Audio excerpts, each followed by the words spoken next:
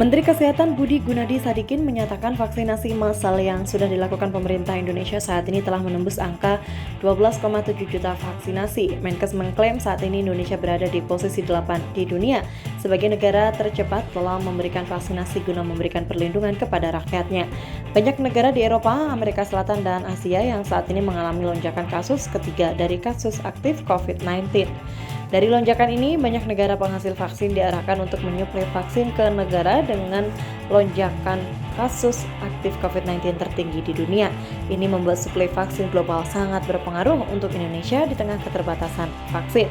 Yang pertama, saya ucapkan terima kasih rekan-rekan karena per kemarin kita sudah bisa mencapai 12,7 juta vaksinasi.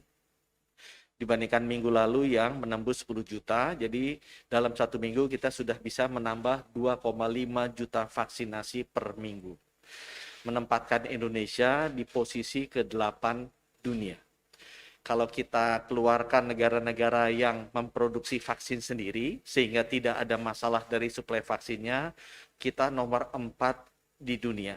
Ya, ini bagus untuk menjawab skeptisnya banyak majalah-majalah internasional terhadap Indonesia. Dan saya ucapkan terima kasih karena ini merupakan kerjasama bersama-sama dari kita. Yang kedua yang saya ingin sampaikan adalah mengenai perkembangan di dunia terkait produksi dan embargo dari vaksin. Karena banyak negara-negara Eropa, beberapa negara di Asia seperti India, Filipina, Papua New Guinea, beberapa negara di Amerika Selatan seperti Brazil, itu terjadi lonjakan ketiga dari kasus aktif COVID-19. Sehingga akibatnya negara-negara yang memproduksi vaksin di lokasi-lokasi tersebut yang terjadi lonjakan ketiga atau third wave, mengarahkan agar vaksinnya tidak boleh keluar.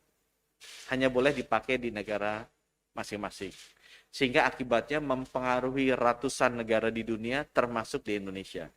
Sehingga jumlah vaksin yang tadinya tersedia untuk bulan Maret dan April masing-masing 15 juta dosis atau totalnya 2 bulan adalah 30 juta dosis, kita hanya bisa dapat 20 juta dosis atau 2/3-nya.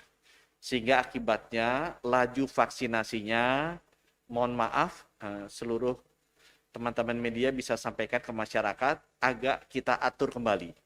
Sehingga kenaikannya tidak secepat sebelumnya karena memang vaksinnya yang berkurang suplainya.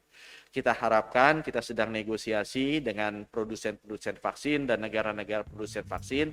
Mudah-mudahan di bulan Mei bisa kembali normal sehingga kita bisa melakukan vaksinasi dengan rate seperti sebelumnya yang terus meningkat.